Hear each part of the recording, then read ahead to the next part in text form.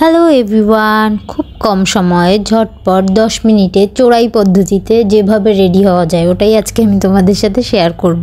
Ready হচ্ছিলাম, বের হব, হুট করে মনে হলো যে একটা ভিডিও করে ফেলি, যেহেতু রেডি হচ্ছি একটু ভিডিও করি।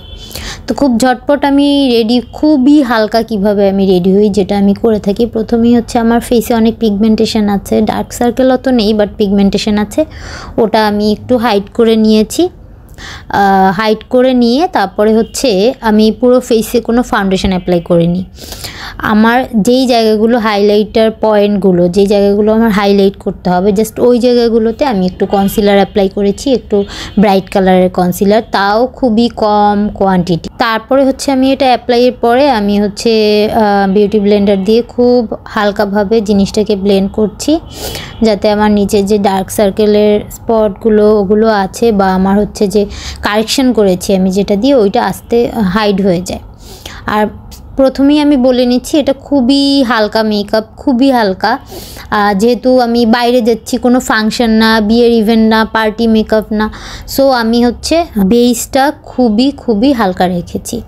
আর যেহেতু আমি হচ্ছে বেস খুবই আমার হালকা, সো আমি এখানে পাউডারের কোয়ান্টিটিটাও খুবই কম রেখেছি। প্রথমে আমি হচ্ছে পাফে নিয়ে পাউডারটা, তারপর হচ্ছে আমি হাতে সুন্দরভাবে ওটাকে রাব করে তারপরে হচ্ছে আমি ফেসে অ্যাপ্লাই করেছি।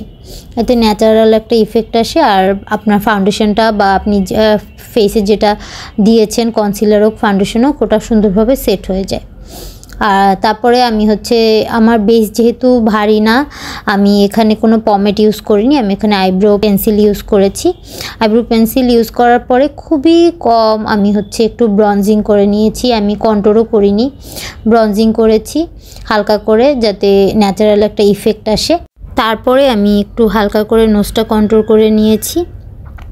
নোজটা কন্ট্রোলের পরে আমি হচ্ছে একটু ব্লাশ অ্যাপ্লাই করব, ব্লাশটা আর হাইলাইটারটা মিক্সড করে আমি অ্যাপ্লাই করেছি, তাও খুবই কম। আর হচ্ছে যেহেতু আমি অনেক স্লিম, আমার ফেস অত ভারী না, তো আমি হচ্ছে গালের এই দিকটাতেও মানে একদম নাকের কাছাকাছি আমার ব্লাশটা অ্যাপ্লাই করেছি। আর চোখটা আমি হালকা রাখতে চেয়েছি, এর জন্য প্রথমে আমি একটা লাইট ব্রাউন কালার অ্যাপ্লাই করেছি চোখে, দেন হচ্ছে আমি একটা ডার্ক ব্রাউন কালার অ্যাপ্লাই করে নিয়েছি পুরো চোখে। এই হচ্ছে আমার আই লুক।